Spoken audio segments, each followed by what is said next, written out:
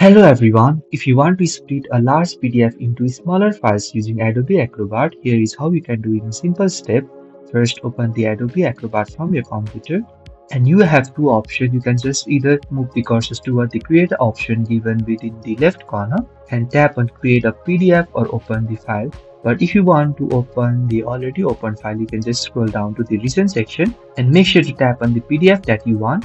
Once the PDF page opens, look at the left screen where you can see all two sections. Move the cursor towards it and tap on the Organize page. It is important to note that the split features requires an Adobe Acrobat Pro subscription, so it is not available in the free reader version. As you can see, I have not paid yet, so it shows a subscription page. But if you have already subscribed and when you tap on the Organize pages, it will open a toolbar at the top. Then make sure to click on the split option given within it.